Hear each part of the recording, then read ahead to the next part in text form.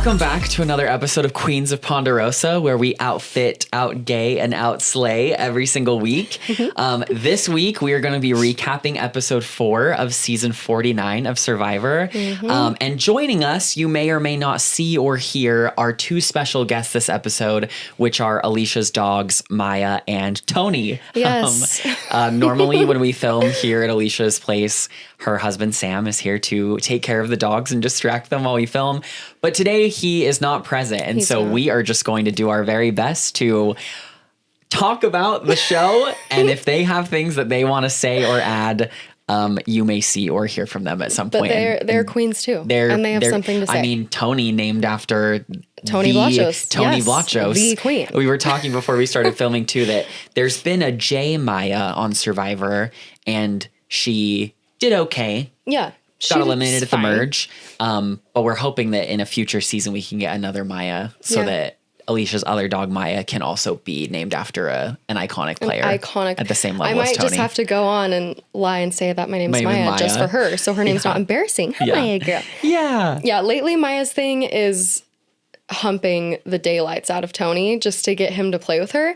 And then they just start aggressively wrestling. So, I mean, you know, there's showmances on Survivor sometimes. And maybe we'll have a showmance here on our show. You know what? I wonder if there are more showmances than we know of. But I don't think so. I think they really would give us everything. 100%. Because it's always like good TV. I think we've seen every showman's. Like, I'm sure there's ones that players have kept more low key. Like we saw it a little bit with like Dee and Austin on 45 that I think they were both like fairly into each other, but they kept it really chill. Really low. Yeah. But by the end, it seemed like Austin was way more into her than she was into him because she kind of like cut his legs off at the end. He was actually heartbroken. Oh yeah. Devastated. Like, I think that they had something for real. I do. I don't know. I mean, they do. This is maybe not the time or place, but have we talked about all the drama regarding Dee's romantic activities after she filmed Survivor? No. I actually don't know anything about this. Oh my God. I don't know if this is the venue to do it. Really? But we need to have a chat because it's kind of crazy. Wait, I want to know now. Okay. Spark note. Like just highlight. High level. Prefacing this by saying this is an abbreviated version, and I'm just talking about events that occurred. We are not sending hate to any of the people that I'm about to talk about. Allegedly, after the season, Dee slept with Wendell from Ghost Island while he was in another relationship with children. Huh? I'm pretty sure that Wendell has children? I think that Wendell was with, and I don't know his current status. That's why I said this is Spark Notes. This is just what I remember when it happened because the Survivor subreddit was all over it. Dee allegedly slept with Wendell while Wendell was with his girlfriend and they had a child together. And this happened after the show. And I believe it happened like it came out while she was like filming the On Fire podcast with Jeff. Where they obviously didn't talk about it on that podcast, but I think that that's when it came to light. It was like exposed. Well, yeah, like I can't remember. I want to say that it was like Wendell's girlfriend that was the one that said or posted or talked about it. Yes, as she should. But like I said, we would need to go and I'd have to go and like pull up the receipts because there were tons of posts about it on the Survivor subreddit. We need receipts. So anyway. I actually, now that you say that, I do remember seeing something on a Survivor page about Dee and Wendell and that they like had a thing, but I didn't know that he was a cheater and that it was like an affair. Yeah. I didn't know this. Yeah, and I don't know the status of like if you know him and his girlfriend were like on a break or a rocky situation, like not justifying cheating on your partner, but I don't know the circumstances of like when and how and why it occurred. Right. I just remember people talking about it. And it was interesting because people were making jokes of like, which female winner will Wendell sleep with next? Because he very famously dated Michelle.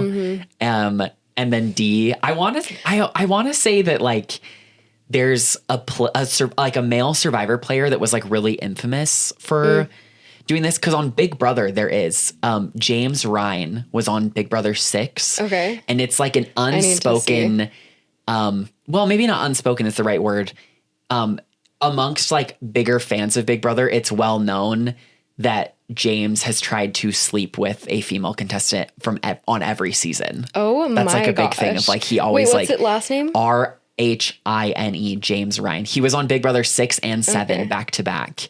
James, and get a grip. He very famously has, I don't know if it's still occurring, but for a long time in the Big Brother fandom, it was a joke of like which girl is James Ryan going to try and hook up with from this season. I'm dead. And I want to say that I feel like James. I feel like I remember like maybe not to the same level, but I kind of feel like that was a thing in the Survivor community for a second. Of like there was a guy that like dated, I don't know though. Like there's been so many relationships from Survivor. Like maybe Wendell. Ethan and Jenna were together for a long time. They no longer are, but Ethan and Jenna were dating. Rob and Amber very famously got married.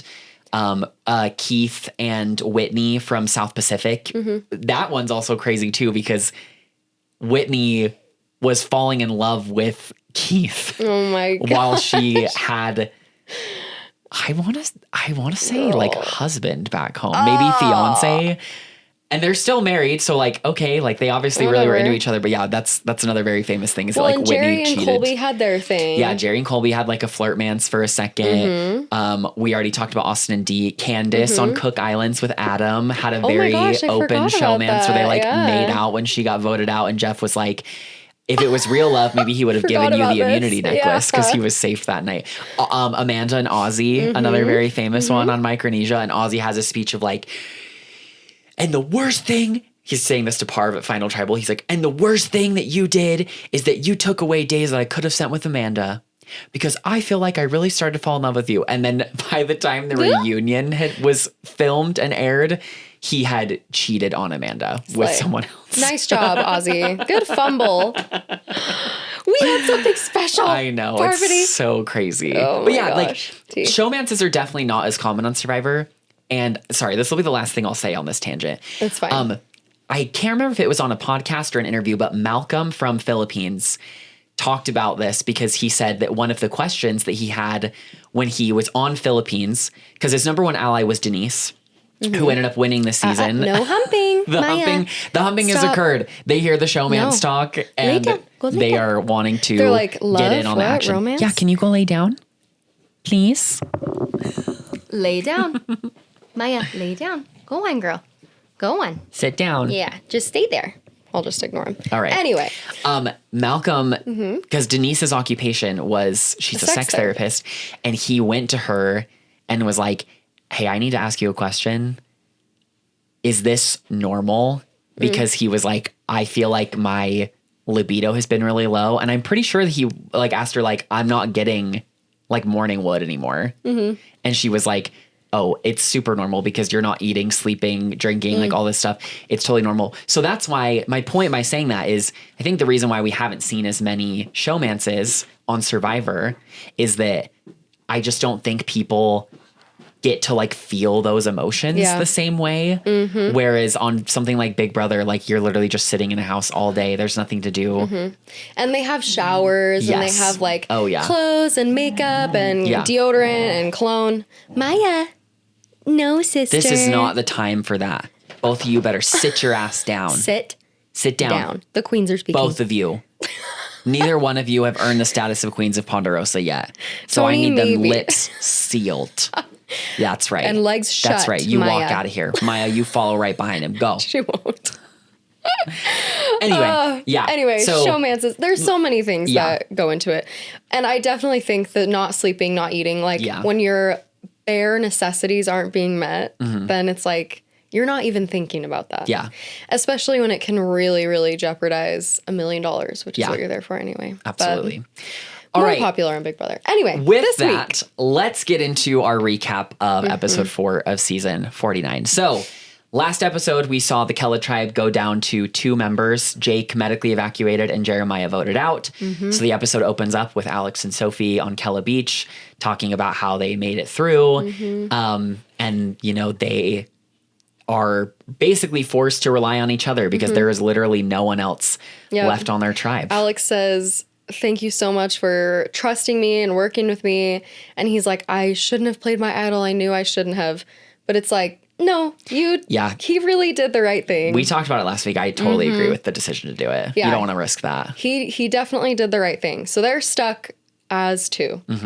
And then they go into the challenge, and it's set up for a 2v2v2 challenge. Correct. Which would have been so crazy. Yeah, I was going to say, we haven't seen a challenge with just two tribe mates. I want to say since... Palau. Yeah, with Oolong, because the other two times we've gotten down to just two on a tribe, Matt Singh and Ua on 41, they either merged or split. Swap, and so same thing ended up happening here. Jeff fakes them out and says, drop your buffs. It's time for a switch. So like we were hoping and praying for, we got a switch.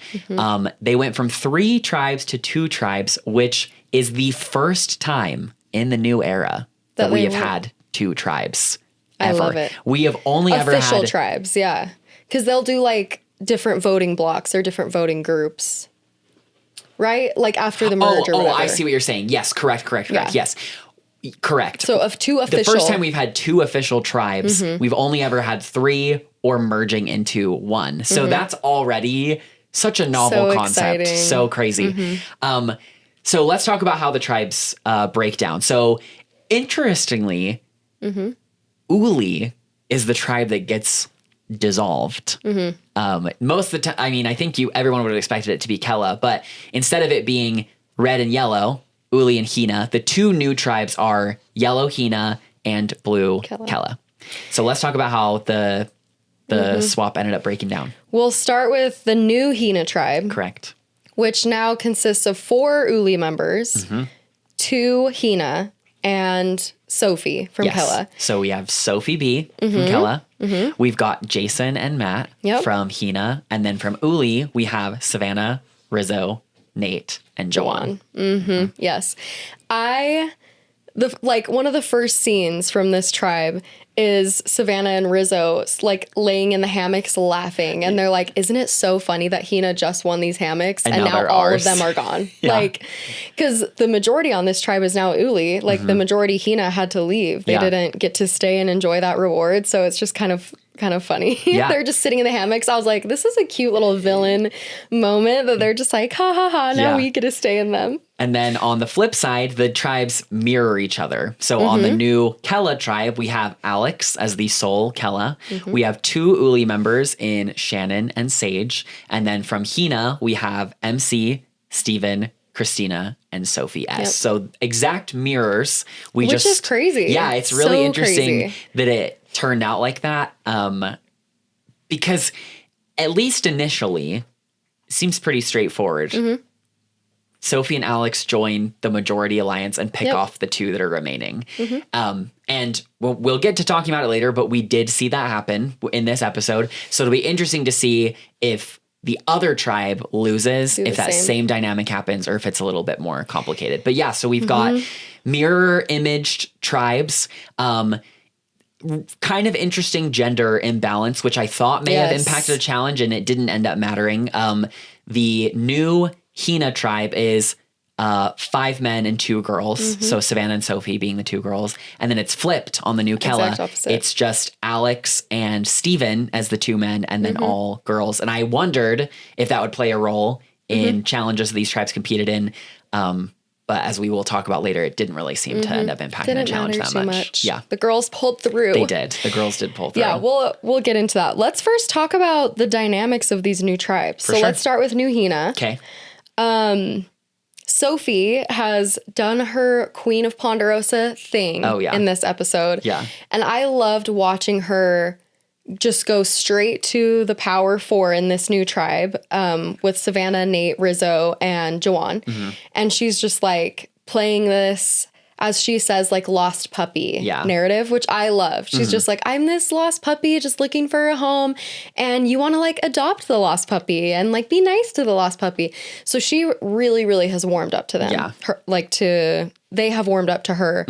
And Nate says that she's like super trustworthy and sweet. Yeah. Like we see this really cute moment where Nate, for the first time that we see, has a bit of a breakdown about his family and missing his family. And he just starts crying about like his kids and stuff like that. And Sophie does what she does. I think she's a really great social player, and she's just very genuine. Yeah. Because she's a big family person, and she just was really empathetic and like related to him, and was like, man, I'm so sorry. Like, she went to give him a hug, and it was after that scene that we had this confessional from Nate of like, yeah, she's clearly an asset to us. For sure. Yeah, I sound like a broken record because I say the same thing every week, but I just am really impressed by her gameplay. I'll preface, I was thinking before we filmed, I was like, okay, we have not really seen many opportunities from other players to display their gameplay, which may be why it seems like Sophie's is so good in comparison. And then number 2, she's really the only one up to this point. Her and Alex are the only ones that have really like had to play and like execute strategy. So I still think Sophie's a good player in spite of those reasons, but we will get to see gameplay from other people as we go on. And we did get to see a little bit of gameplay from people, at least like how we think they're going to approach the game. For example, after Hina loses this immunity challenge, they're the ones going to tribal. Savannah, Jawan, and Nate are at the water well, and she's like, what is Rizzo doing? Because Rizzo has the Beware advantage. They lose the challenge, have to go to tribal council. He has to find that immunity idol, or he will lose his vote and the idol is dead. Yeah. And it says that he has to dig at the well. She's like, let's find this for him. Like, let's do it. Whereas Sophie would have found it and hid the thing. Oh, right? Yeah. She would have just taken it for herself. Yeah, we do see, even though she was safe with them. So we do see a little bit to the ends of like, okay, Uli really is strong together. Yeah. Former Uli, I guess. So they find this thing for him. Something else I learned, or just like observed, Nate, I think, and this is like bouncing a little bit all over the place. Actually, I'll say this one later when we know who goes home. Matt. We'll go with Matt right now. Matt and Jason are obviously at the bottom. Yeah. And Matt wants to like come up with some sort of plan. And I do like that he really went for it. He went to Jawan because they had this thing from the journey. And he was like, okay, so you're on the bottom of yours. Like, do you feel that way? And he's like, absolutely. I would have been cooked if we went to tribal. He's like, what if you, me, Jason, and Sophie vote Nate? Like, Nate is calling the shots. He looks like the power player. And Jawan's like, okay, yeah, like I'm considering it. So I loved this from Matt, that he wasn't just like throwing up his hands and being whatever. I did not like this episode from Jason. Jason, on the other hand, when he's put in this position, he chose to stay former Hina strong. Yeah. And he wouldn't even say like, yeah, I'll write down Matt's name. He's like, I'm just going to play my shot in the dark. And like, I'm really close with everyone back on the other camp. Like, he was very explicit about that, which I think is so stupid. Yeah. Because also if you're Jason, no one has talked game to him that we know of. So if I'm Jason, I'm like, no one has made alliances with me over there. I'm going to jump ship over here. Yeah. Because no one's like, hey, Jason, us 4, us 3, like that we see. No one has said that. Yeah. Matt, on the other hand, knows he's safe over there. And so I would have done the same thing, being like, hey, I'll give up Jason. Like, Jason has been kind of at the bottom over there, like whatever, let's vote out Jason. Like, I'm down. Yeah. You know? Yeah. So I think I did not like how they both played it. How do you think Jason and Matt played from the bottom? Yeah, I think that we saw quite a bit of messy gameplay this episode, which I think is another reason why I'm probably going to say that Sophie B is the best player on this tribe, just like she was on Kella, because you can clearly see with every move she makes the intention behind it. Like, she knows what needs to happen and she knows how to execute on it. She recognizes very clearly, I am an asset to this red group from former Uli, because when the merge comes, it's going to be Uli versus Hina. And now that Alex and I are separated, we need to like get locked and loaded and find a home. And she very correctly deduces, based on things that we saw and also probably didn't see, that loyalty is going to speak very strongly to players like Savannah and Nate, and she really plays it up. On the flip side, as you were just talking about, I think we saw messy gameplay from both Jason and Matt. So Matt, really just by the end of the episode, it seemed like he was trying to throw anything at the wall to get it to stick, because the very first thing he said, which I thought was kind of it made it apparent that maybe he wasn't as adept with the strategic side of the game. In his confessional, he says, well, tonight, the obvious vote is Sophie. But I don't know if we should do that. And I'm like, oh, girl. If you're telling that to the producers of like, these are your honest thoughts that you think that Sophie's the obvious vote, like you're reading a different book. Yeah, you're already out there. Then he has a move that I actually think is pretty genius. Would it ever have worked? No. I think that the move of like, hey, Jawan, me, you, Sophie, Jason, vote out Nate, because somehow Matt was able to correctly deduce that Jawan is at the bottom because he is. He is right. But he didn't have the social capital or wherewithal to execute on that plan. So then he comes up with a third plan where he goes to Nate and says, I don't really like the way that Sandra played the game, but at this point, anybody but me, let's cut Jason. Which, first of all, girl, let's be real. This is the Queens of Ponderosa podcast. Let's be real. If we're talking Queens of Ponderosa, Queen of Survivor, the queen stays queen. Why are we talking shit about Sandra's game when she literally won twice? It was so funny because Sandra posted an Instagram reel after this episode She say of Matt like saying like, I don't like the way Sandra played the game, and then her just being like, and the queen stays queen. And the queen period. Yeah. Well, and I loved in Tribal Council when Matt brings this up and he says that. And Nate buries him with it. Oh, yeah. Well, and Jeff goes, well, it did work She won twice. Oh, yeah. Yeah. Matt, like, obviously it wasn't like super serious. No. But like Matt got dragged. Like Nate dragged him, Jeff dragged him. Like it wasn't a great episode for him. So yeah, super sloppy gameplay on Matt's part, because I think by the time he realized that what he needed to do was sell Jason down the river, he'd already burned people by being a little bit all over the place.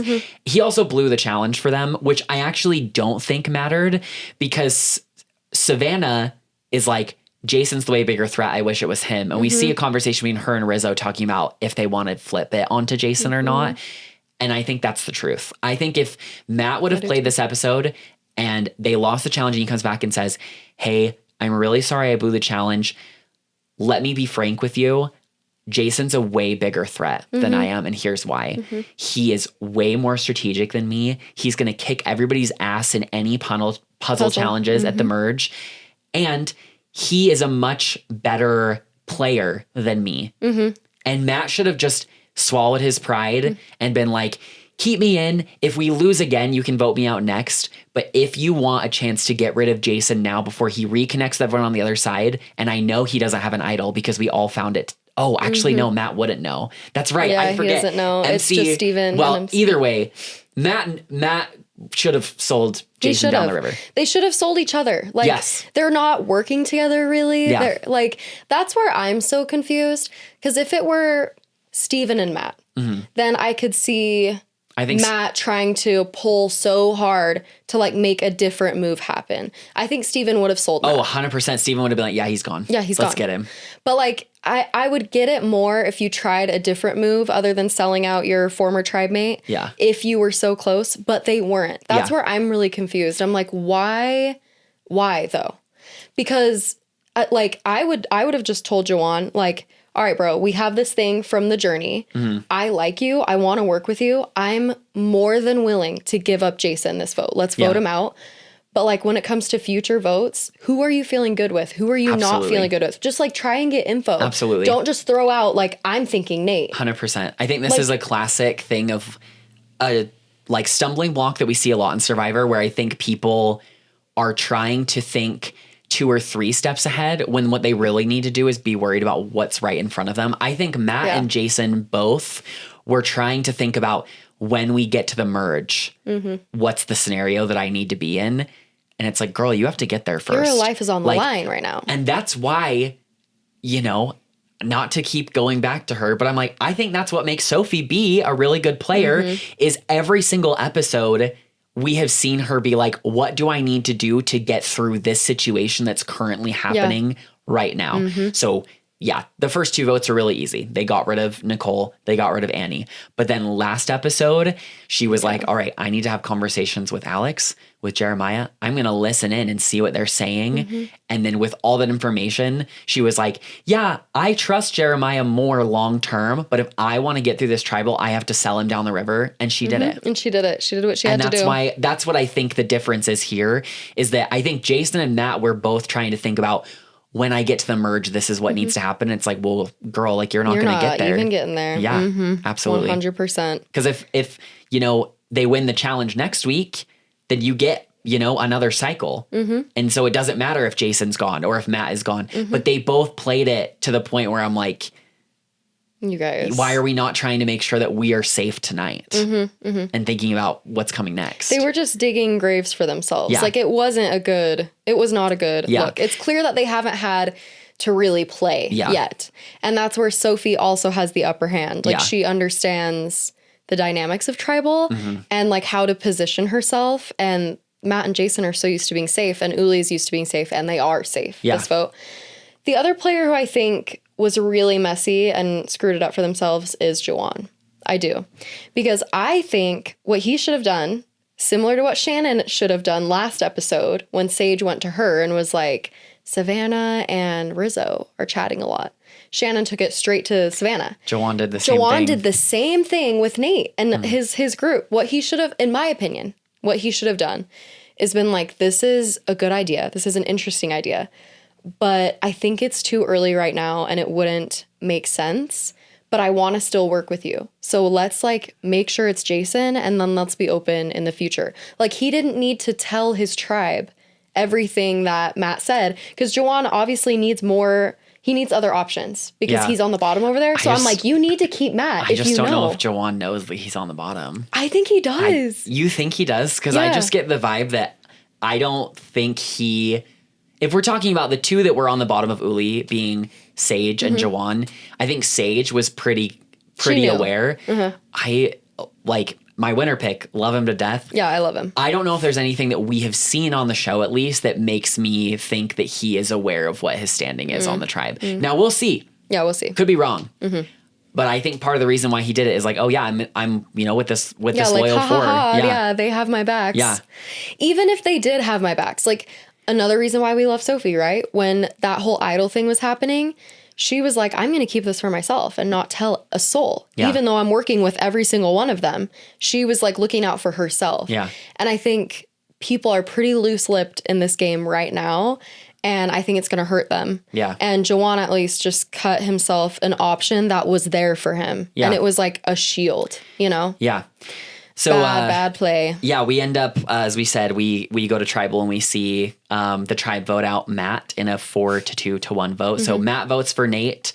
The girls vote for Jason to split the vote, and then the rest of the tribe votes for Matt. And so Matt goes home. Flipping over to the other tribe, the new Kella tribe. Oh. Were you surprised there were no shots in the dark played?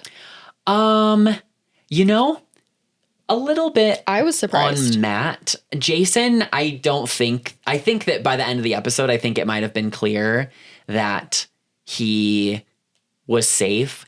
I guess I was a little surprised by Matt. Like, I think they must have just made him think that it's Jason. Him.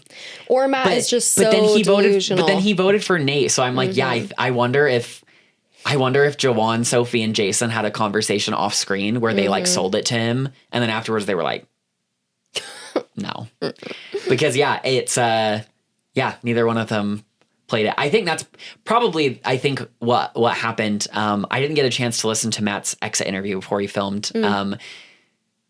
So I would be curious to know. I have listened to it. One thing he said is that Jawan made him feel very comfortable because they also went on a 2-hour boat ride fishing. And it was just him and Jawan. Okay. And Jawan and him like talked through the whole thing. Like they talked through all of the strategy and how they were going to make it happen. But other than that, he was pretty just off the mark on like where him and Jawan stood and what was actually happening tribal. And we saw, like I said, his first confessional being like, Sophie's the obvious target, but I don't know if we should do that. Like, girl. Please. Yeah. And by tribal council, like he didn't understand that Sophie was already in with Uli. Yeah. And watching in the episode, and of course it's like the edit, whatever, but we could see that Sophie was following Uli everywhere. Yeah. Like she was on their heels, like part of them. Yeah. So I'm like, Matt, how do you not observe these things? Yeah, for sure. And again, we don't see like all the ins and outs. Matt also sounded he seemed like a little disappointed that he just didn't get to play as much, because he's like, I really came to play. And like from what we saw, like he really did try to make something happen. Yeah. It was just for sure. Like people always get swap screwed. So like in spite of everything that we are saying, it really just comes down to the fact that he got swapped onto a tribe that he had the minority. Like, yes, should he have done these things to like sell Jason down the river, to buy himself one more and then win a challenge to say, yes, that's true. But there's only so much that you can do when you're put in that position. So, it's you can't fault him like too much, in spite of him, maybe not being the most like aware player of what was going on. Yeah, totally. One other thing we need to say about them too. Yeah. That was so funny. What is up with Savannah saying that he's like a sociopath?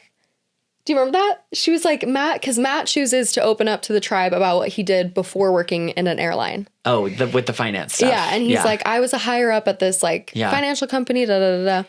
And she tells Jawan, she was like, no one makes it that high up in finance and is not a sociopath. Yeah. And he was like, Jawan was like, really? And I love Jawan in this moment, because he kind of like laughed at her like, bro, you're being intense. Like, she's so intense. I think that Savannah was just trying to...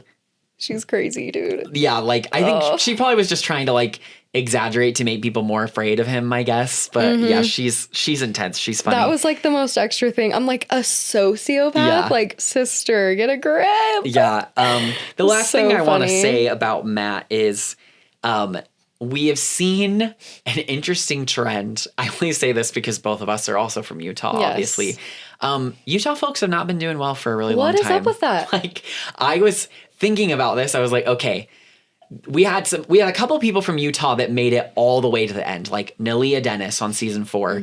Todd won the whole thing on Survivor China. We had Dawn on Fans vs. Favorites to get runner up. She got chewed up and spit out. But then recently, like, we've had so many folks Tyson. from Utah. Did you add Tyson? Tyson, yes. Tyson, another one. Like, Tyson ended up winning. Granted, Sierra did on his pretty fourth well. try. Yeah, Sierra. But then, recently, I think back to like 32 with Jenny from Korong, like went out second. We had Sammy. Sammy like made it decently far in the merge. We had Ellie go out at the merge. Yep. We had Matt just go out. He didn't even make, he didn't make merge. Jonas in One World, he went out. So like, I don't know. Maybe it's just because I'm in Utah and I'm paying more attention to it. But I felt like up to a certain point, players from Utah like did fairly well when they were cast because of people like, all those people we just listed, Nalia and Dawn and Tyson and Todd either made it to Final Tribal or won. Or won the show. And now we need to change. Sammy made it pretty far. I'll give him that. But everyone else, I'm like, they're going out like at the merge or before. So How far did Sammy go? I thought he didn't go very far. I mean, he made Or it. maybe he was He just- made it. I want to say he was like 7th or 8th on 43. Like, he made it pretty deep. Really? Wow. Well, the he final, was just not memorable. the for me final then. 6 of 43 is Carla, Jesse, Cody, Cassidy, Gabler, and Owen. And then I think it might have been he I was would not have 7th and remembered Noelle that. was 8th. So he made it like decently far. Good But job, Sammy. did he have a shot at winning? No. No, Like, he no, was never no. going to win. So Yeah. it's just interesting to see, Utah our reps. Utah people. That's what I'm saying. Like, I hope that in the new era, we can see some folks from Utah, like, represent the state in the way that it used to be represented Don't worry, on Survivor. girl. Right? Oh yeah. When I get on. Yeah, you got it for sure. Yeah. Okay, let's move over Poor Matt. and talk about the Kella tribe. So we can rewind and talk about the initial dynamics because after the challenge, we don't really see a lot from this tribe. So similar situation unfolds on this tribe where there's 4 former Hina, Alex, and then 2 Ulis on the bottom. But the difference here is that while on the new Hina, Matt and Jason seemingly didn't really try to ingratiate themselves, Shannon goes to work. She went hard. She very correctly is like, I'm in a bad situation. It is either me or Sage if we lose this challenge. And she fires up the engines and just goes like crazy, like trying to make genuine connections. And she talks about this confessional, like people want to make genuine connections. So she's trying really hard to get together with the group. She leads them in some like woo-woo meditation and breathing. Sage points out in a confessional, like, I know that Shannon is religious, but she has turned it up to the extreme here because there's a lot of people on this new tribe that seem to have a deep connection with a higher power. And so she's talking a lot more about God and her belief and relationship with God than she was on Uli. And that's exactly what she should be doing. I'm not faulting her. Like, you 100% want to ingrain yourself. It's just funny that Sage is like, I see the transparency here of like, she's desperately trying to like get in with this group. I wrote down that I just put LOL Sage calling out Shannon. She feels like it's fake. Yeah. She said that it was fake and that Shannon can just like turn it on and like. And Sage can't do it. Like if it's on my face, like you're going to see it. Yeah. And then it goes like has the cuts of her making crazy faces. Yeah. I don't think it's fake. I just think it's calculated, but it's genuine. It's not fake. She talked about it in pregame press, like she genuinely has a deep connection to the spiritual, but she 100% is dialing it up of like level 1,000. Really exaggerating that part of herself to, and like we see that she really connects with Christina about this. You know, Christina opens up about losing her mother. It's the first, I know that in the new era we've seen a lot more explicit like backstory of the contestants, and this is the first one we've really seen this season of, you know, Christina opening up about how like her mother fell into the cycle of addiction with drugs and alcohol and ended up dying. And she talked about in her pregame press that like Survivor 45 is kind of what like pulled her out of that and made her take control of her life again. So as they're talking about this, Shannon's like making a deep connection with Christina. So you know, Shannon knows what she needs to do, and it seems like she's doing a good job. And she's doing it so well. And another thing Sage said in her confessional is just like, people just stare into her blue eyes and this and that. I was like, Sage, you have those killer eyes too. Yeah. And you're charming too. But you know what you chose to talk about when you introduced yourself? Your blackheads. Yeah. I wrote down in my notes, I was like, because we already knew this. We talked about this in our, one of our first episodes when we were looking at this tribe. Like, you know, we talk about Savannah being like, you don't get up high in finance being sociopathic. Let's talk about the actual crazy behavior in this episode. Let's talk about the evidence here. In that Sage literally collects her own blackheads and puts them in a jar so that she can, quote, look at them. Look at the blackheads. That is actually crazy. You are insane. Love her. Love her. Do not send hate to Sage. No. Everybody has weird things. I don't know if anybody has weird things on that level. No. Nothing that she should get slandered for, but bizarre. Genuinely wild. Insane behavior. And she's clearly fine telling people about it. Like, she's just an open book. And she admits it. She's like, you might think I'm psychopathic for this. And I'm like, yeah. Yeah, I do, actually. 100% we do. This is something that I would see, you know, it reminds me of shit like Silence of the Lambs or anything like that, of like, you walk into somebody's house and in the back they've got this jar of toenail clippings or people's skin or literal blackheads from people's bodies. Like, that's crazy. My question is, how big is this jar? Number one. Yeah, are we talking like mason jar size? Are we talking like, I had a little yeah. Like a tablespoon of jam jar? How full is it? She said something like, I keep them for a bit. So it sounds like she disposes of them after a while. But I'm just like, that's crazy. And I'm not, you know, listen, acne can be fun. I also like getting my own blackheads out, but I'm not keeping them and looking at them and eating them and whatever else she's doing with them. But yeah, like, it's fun. You know, I've been there before. Like, you get up there on your nose and you see it come out and you're like, oh, fierce, that was in my face. And then like a normal person, you wash it down the sink and wash your hands. Yes. She's out there being like, look, everybody, I'm going to keep this here and I'm going to show it to you when you come to my house. No. That's crazy. That's insane. It's absurd. Yeah. And I'm so like, wild. Is part of this like a self-sabotage thing? Like, girl, you have so many other interesting things to introduce yourself. Like, why on earth would you tell people that? Why? Yeah. I would not admit that if you were torturing me for my life. Oh, yeah. That is going to the grave with me. And I'm literally trying to think about like, what are like the weirdest things like related to my body that I do? And I'm like, I genuinely don't think that any regular human, myself included, would come anywhere close to this. No. Like, no. It's so crazy. It's not okay. She's not well. Yeah. It's actually insane. Yeah. So I'm like, is she self-sabotaging this? Yeah. Because she's felt like she's been on the outs in her Uli tribe, and she's right. And then she gets on this tribe, which is like high vibes. They're super friendly. Like, I feel like Uli was more like the cool kids. Yeah, they're a like little the bit. Gryffindor, like we're so cool, And this, these are this, like and that. the And there's this Hufflepuffs. Hufflepuff. Oh, yeah. 100%. That's a great analogy for And this they're just tribe. like, we're so friendly, Hufflepuff we're so tribe for open, sure. like love everybody. Yeah. So this is Sage's people. Like Yeah. she could vibe with them, but she chose to like ostracize herself. Yeah. And everyone laughed. I would bet money it was an awkward laugh. It was Yeah. forced. Like, we have to laugh at her. Because What it's else do literally you just say? like, yeah, like, are you serious? Yeah.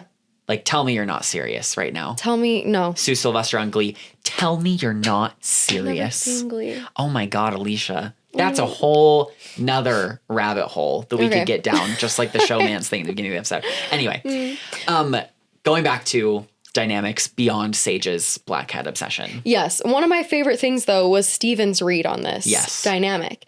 And I love that he said, Shannon is a shark in a spiritual guru's body. Yes. I wrote that down like quotes.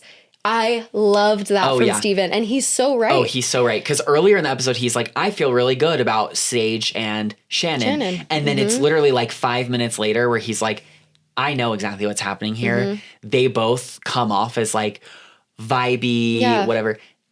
Shannon is calculated. She's way more threatening. And he's 100% right because she is. Which, again, genuinely did not see coming. Could not have imagined that Shannon is the social and strategic powerhouse that she seemingly is.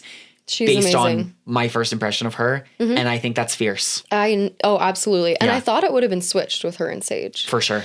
But he did also say that parts of Sage are really endearing to him, that she's like quirky and awkward and honest. Well, and it makes me wonder too of like Tony. if they ever like get a chance to talk to each other. Like Sage talked about like, I feel like I kind of went through life and like all my friends ghosted me. You know, Steven talked about similar stuff early on of like, I kind of felt like I never belonged and I always had imposter syndrome and I'm really worried about people liking me. And I'm like, oh my God, like if they sit down and have a conversation, I could see them really bonding. Me too. And, you know, Sage kind of getting pulled in to be with Steven. And like, we didn't really get to see a ton of the strategy on this tribe because they won the challenge. But like, I wondered what the discussions were between Steven and MC because they are each other's number ones. And then they also have Sophie S and Christina there with them. We know that MC really likes Sophie S. Haven't really honestly seen a ton of Sophie S in general. She's had a very quiet edit so far. Yes, we'll get to her And then one we know moment earlier. Christina really likes Shannon. So I'm really curious to see if this tribe loses. Alex is going to get pulled in by the majority no matter who it is. He's fine. If Steven, MC, Sophie pull in Sage and Alex to vote out Shannon and leave Christina out of it. Yeah, I could see it Or, happening. you know, if we see another thing of like Christina trying to rally people to get rid of Sage or like it'll be interesting. But yeah, we didn't get to see a ton of strategic content beyond really this Shannon ingratiating herself in. It's interesting because Shannon, Sage, Sam's home. Oh, wonderful. I'll let that be me. What Shannon and Sage, I get those names, they're hard. Yeah. Don't understand is that the people they need to placate to are Steven and MC. Yeah. Like they are the power people in this tribe. But I feel like a lot of it came from Christina. Yeah. There was this moment when Christina pulls Shannon and she says, I think you, me, and Alex should work together. I was like, what is this coming from Christina? Yeah. Like, whoa, okay. Well, and of course Shannon's going to say yes. She's going to say like, yes to yeah. anything. And so I'm like, this was just interesting to me from Christina. Yeah. Like, I wasn't expecting her to have such a forward, like, aggressive move towards the people that are on the outs. And it's good for her. Yeah. Like, it's great for her. I don't think it'll burn her, at least right now. Yeah. But I did think that was interesting. Yeah. Sophie, we've seen nothing from. Yeah, I think the only really substantial moment Sophie has had on the show, we saw MC going to Sophie and saying like, hey, this group of 4 is kind of leaning towards you. And Sophie said, I need to play harder. didn't And she hasn't. go That we've anywhere seen. because Hina kept winning. The only other big moment we've seen of Sophie was on this episode, but it was her complaining about the reward, and not like she was not literally complaining, but like kinda. you know, there's this funny moment where Jeff says, "You're playing for immunity, you're also playing for reward," and Rizzo says, "Tell me it's a banana, Jeff," and it's like a fruit platter, and that made me laugh. Gorgeous. And everybody's excited, and then Sophie's like, "You know, I feel like this is like food I would eat when I'm on a diet. I would get excited if it's like steak, potatoes, A carb," this, she that." said. And then Yeah. a lot of people are like, "I'll take it." And like, it's not like a super important moment, but it is kind of just like odd. It's odd, and Like, I why think would you say that? it helps us see a little bit. It makes sense now that she was unaware that she was on the outs, because she was equally unaware in this situation that she sucked the oxygen off of the Yeah. island. Like Yeah. everyone was like, Yeah, it just seemed like an unnecessary thing. Even if you feel like that, like, and I understand these people are hungry, tired, thirsty, depressed, like whatever it is. Like, it probably is way harder than anybody at home thinks to like control your Yes. emotions, control your impulses. With all of that being said, my golden rule that I always tell my boyfriend when we watch Survivor is shut the hell up. Just like stop. Don't talk more than you have to. And this is a classic instance of like, even if you felt that way, like, why would you say it? Why? Because Girl, you're just why? going to make people perceive you as like, and I'm not saying she is these things, but perception is reality on Survivor. And that's going to make people think that you are like entitled, a little snotty, like not Ungrateful. Yeah, like Yeah. ungrateful. Yeah, like it, like, and she's probably a wonderful person, and I'm really excited to see what she's gonna do, because we both were so high on her pre-game. But yeah, just like a really odd comment tone to deaf. make. Yeah, it was like, a just really tone deaf comment. really weird. Yeah, because like everyone's excited. You haven't eaten much. Yeah. I mean, I guess on Hina they were eating a lot of snails. We learned. Yeah, and she talks about in crabs the and- confessional, like, yeah, we came to this beach and there's nothing to eat. We were eating like fish and all this and that. Like, okay. Yeah. Okay. It was not the right comment. Everyone was just like, and Christina goes, "Love you, girl. I'm stoked." Yeah. And there even is a way to like just have some level of awareness and twist it and be like, I really would have hoped for a carb, but this is actually the next best thing. Yeah. Like, I'm so stoked. Yeah. Like, finally something with, like, she could say something like that. And I I'm sure know. people would have been like, yeah. Yeah. Because like they do want more carbs. Yeah. But I'm like, oh my I know. gosh, Sophie, come on, girl. And you know, luckily they win the challenge. This new Kella tribe breaks the Kella curse and they win. We need to talk about MC in this challenge. Yeah, she balled out. Her body. Yeah.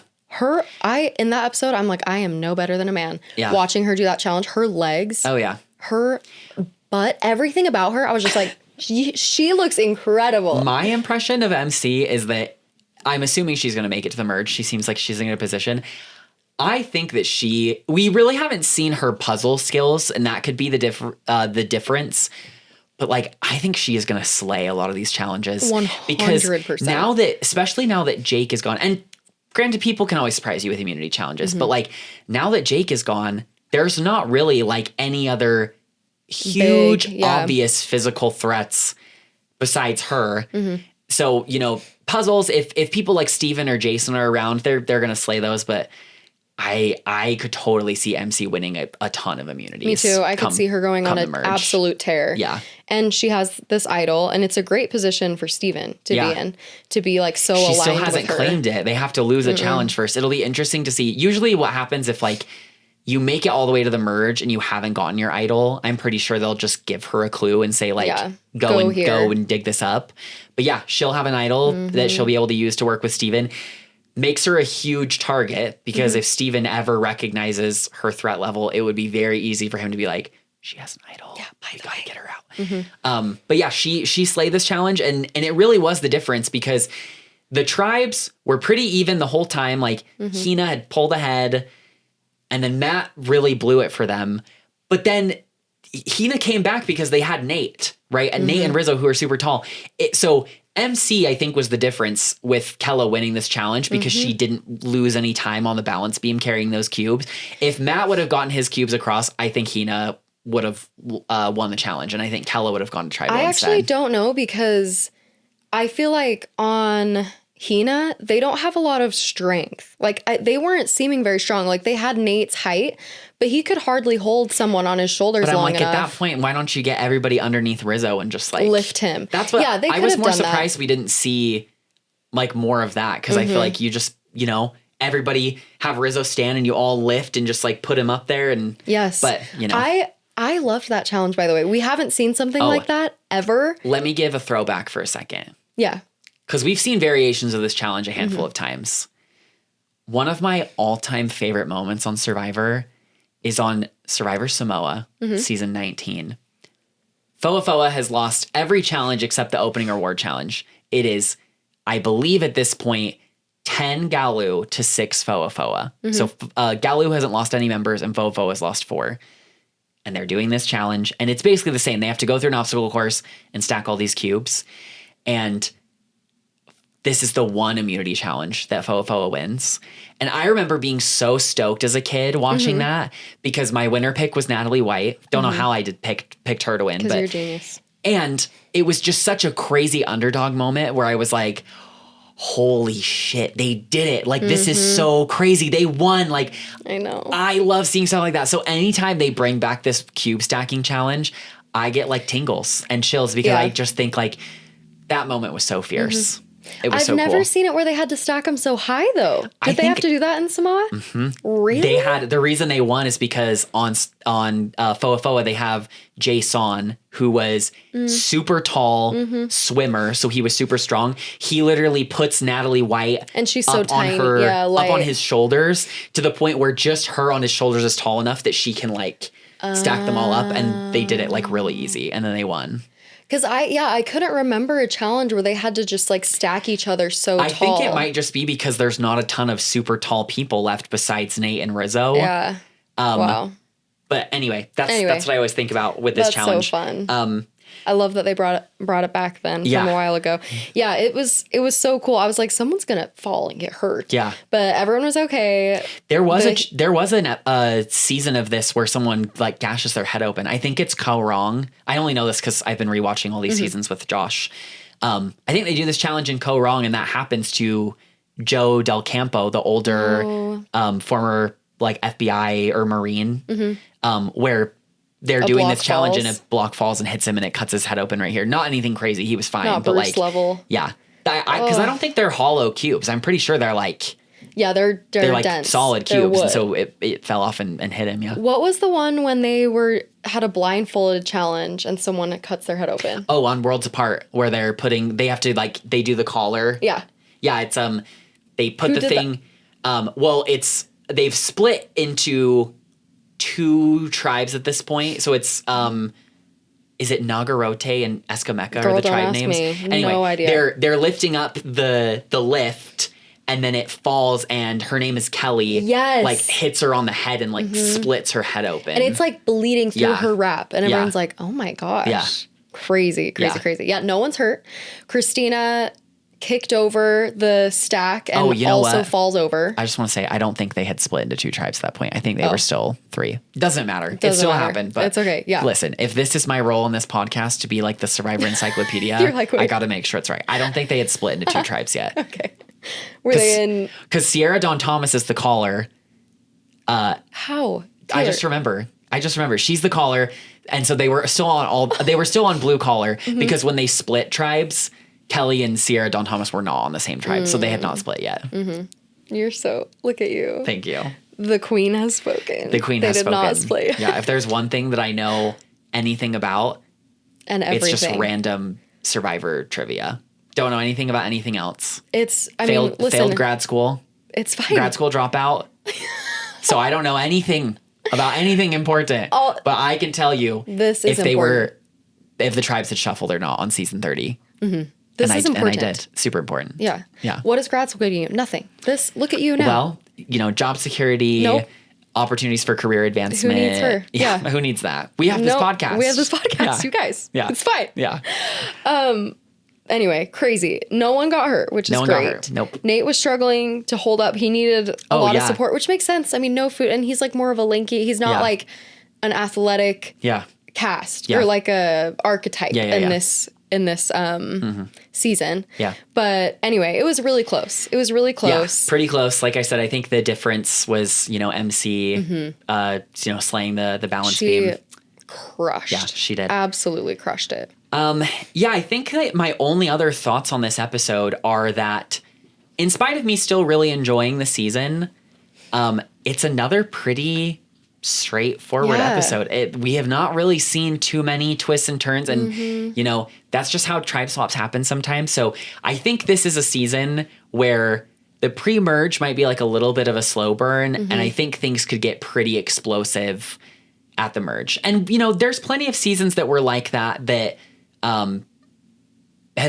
gotten better over time. Like I kind of feel like, you know, if I'm just thinking about the new era, like I kind of feel like 42 was like that a little bit of like, I don't really remember there being a ton of drama pre-merge except for the tribal where like Daniel like lost his vote and then like Hai and Lydia, like that whole tribal was crazy. But beyond that, like I don't really think that there was a ton of like super crazy strategy and votes and stuff. I mean, I think but then the merge of 42 is fierce. I think that also the vote pre-merge with Marianne and Dee both playing their idols. Oh, that's post-merge, girl. Oh, that one was that's post-merge. When they split into two groups. Yeah, that's I hate when they do that. Drea That's and right. Marianne. They played their votes. Yeah, because they saw that the two people that had gone out were Chanel and Roxroy, and they were like, it can't be another one. Oh, Roxroy. Yeah. Oh, yeah. Okay, yeah, that was post-merge. Yeah. Yep. So that was like pretty slow. I mean, I think it's true of most Survivor seasons that at least the first 3 episodes, you're not going to see anything super crazy, but it's just like setting the stage for what is about to come. And right now we see a lot of loyal relationships. We see advantages that are going to be coming into play, idols that are going to be coming into play. There weren't a lot of journeys. So far there haven't, and I'm really happy about that. I'm really happy about that. We don't need them. We don't need them. Yeah, I'm actually curious about that. Well, this is exactly what happened on 45 as well. 45 had very few pre-merge journeys. Like I think really the only one I can think of is the one where Austin and they all it's the thing where he wanted the sandwich and they picked the amulets instead. Who got him? It was Austin, Kelly, and I can't remember. There was one more person that had an amulet. I don't remember. It would have been one person from each tribe. Yeah. Was it Caleb that got it? Maybe it was Caleb. Either way. Also, Caleb would have been a great comeback, I think, for 50. Yeah.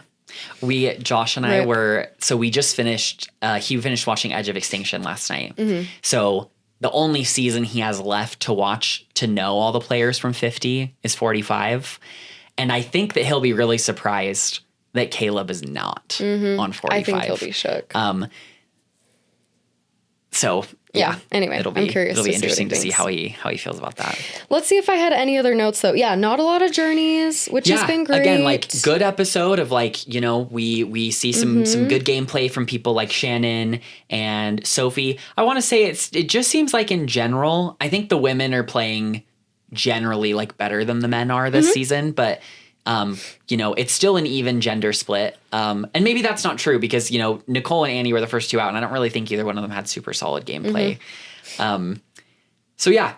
Yeah, the only other notes that I had was one about Nate taking it so personal that Matt threw out his name. Because when he voted out Matt, he was like, go kick rocks, bro. To Matt, I was like, dang, Nate. Like, it's just a game. Like, why are you taking it so serious? That's what I want, though. Like, in the age of social media, not to get on a high horse, but the same thing happens with Big Brother and Drag Race too. People are so afraid to say their honest thoughts and like be petty because of social media where people just overreact to everything that happens.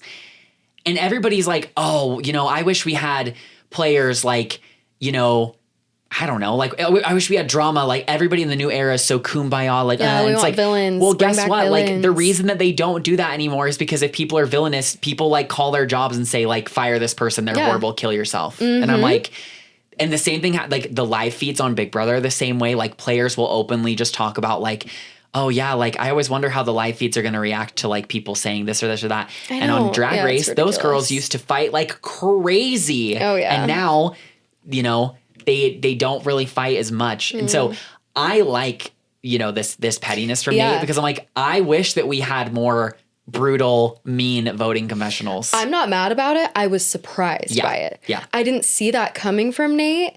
And just because he seems so cool, calm, collected, I would expect it from Savannah. Yeah. I would expect it from Sophie, like just the more fiery players. I don't know if I would expect it from Rizzo but anyway, it was just surprising to me coming from Nate, and I was like, okay. Yeah. So he's got some heat in him. Yeah. And then as for the preview for next week, it appears like Jawan's going to have a frantic breakdown, according to Savannah, but she's dramatic. Well, and the previews always, I feel like, misdirect you. Like they make you think like, oh, and then I don't really know if that stuff ends up coming true. Me too. It'll be interesting. I think if, you know, the new Hina loses again, it could obviously be Jason, could be Jawan. If the new Kella loses, it'll be Sage or pretty Shannon. interesting, because I think I could see a world where it's Sage or Shannon. But I think that Sophie? tribe is, that's what I'm saying. Like, I think the dynamics are less locked and loaded on that tribe. We just get a funny preview of Sage saying that she's going to eat Shannon. She's like, I'm going to devour her. And I hope And that I'm she like, does. I hope you do. Because Sage is someone that, in spite of all of the talk we did previously about her being a little psychotic, I kind of love her. No, I still love her. She's for sure. amazing casting. It's giving like a little bit of a Carolyn start. Yeah. And she ended up being an all-time favorite for all of Survivor fandom. Yeah. So it's like, she is so endearing and you can't not love her. Yeah. Just for how authentic she is and like the faces she's always making and stuff like that. Like it does give a little bit of Carolyn. So I'm curious if she'll end up on top. Yeah. I love Shannon and Sage like equally. They're just both so different. Yeah. I don't know. I love Shannon. Yeah. But yeah, apparently Sage is going to consume her. Yeah. She's going to be a shark and just have to wait and see. have to wait and see. All right, let's talk about our Queen of the Week. So, just like previous weeks, there just has not been like a ton of action happening. A lot of the votes have been fairly straightforward. With that being said, I think I'm going to stick with I know, I'm like, Sophie B. I think Sophie's the Queen of the Week again. I know that we've said that basically every single week. But based on what we saw in this episode, I think, and remember, Queen of the Week is open to anybody. It's not just female players. Anybody can be Queen of the Week. I think that based on what we saw in this episode, the person that displayed the gameplay that impressed me the most, you know, it's really between Shannon and Sophie, but Shannon seems to potentially be in a little bit of hot water because Sage already sees through her act. Nobody has seen through Sophie's attempt to ingratiate herself with these new Uli people, and they ate it up. We had 2 different confessionals from Nate and Savannah saying like, I like her, I want to work with her. And Nate and Savannah are at the core of that Uli tribe anyway. So I'm going to go ahead and say that again. I think Sophie B is my Queen of the Week. Same. She is my Queen of the Week. No doubt. Yeah. The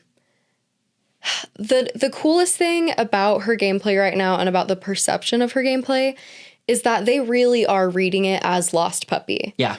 And they don't know how dangerous she really is. So strategic, calculated, knows exactly what to do and how to do it and when to do it. And she just has this facade of like, I just need a home. I'm so lonely. Yeah. It was so hard on my tribe. And all those things are true. Yes. Which is why it's working. I know. Like, she doesn't even have to lie. She literally is like, yeah, it sucked. All my allies are gone. I have nowhere to go. I will be a vote for you. And I still think it was the right move to vote out someone from Hina, former Hina. 100%. Because, like, she's not the immediate threat right now. Oh, yeah. She's just going to be. Will be. Yeah, for sure. I think it totally makes sense for her to do that because I think Sophie knows that the same thing is going to happen with Alex. Like, Alex is going to get picked up by the Hina people. Maybe. We'll have to see. Yeah. So, and then, you know, I think, at the risk of repeating what I said last week, I think we could see a repeat of like a Survivor Philippines thing here where Malcolm gets picked up by Tandang, Denise gets picked up by Calabao, and then when they merge, Malcolm and Denise reconnect and systematically pick apart both tribes until they've made it to the final 4 and then Denise wins. I could totally see the same thing happening. Now, granted, Alex and Sophie are nowhere near as close as Malcolm and Denise were, but if they wanted to, I could see the same thing happen here where they share information and pick apart both sides. Yeah, I could see it happening too. I could see that scenario mirror more closely if it were Sophie and Jeremiah that came out of it. 100%. Then that would for sure happen. I think Sophie and Alex were kind of forced together by circumstance. Well, I guess we're whereas hitched together now. Malcolm and Denise were allied together. Yeah. Aligned. That's what I was thinking. They were aligned together. I was like, something doesn't sound right. They were aligned from the very beginning. Yeah. And Sophie too, like one thing she did that she didn't necessarily need to was expose Alex's idol that he played. Excuse me. It doesn't necessarily hurt him in any way. It's like not, I don't know. It's like useless information just to give to like try and buy trust. Oh, yeah. And I think that it's also saying like the idol's going to get re-hidden and somebody on Kella is going to have it when we merge. Because, they know where the Uli one is because Rizzo has it.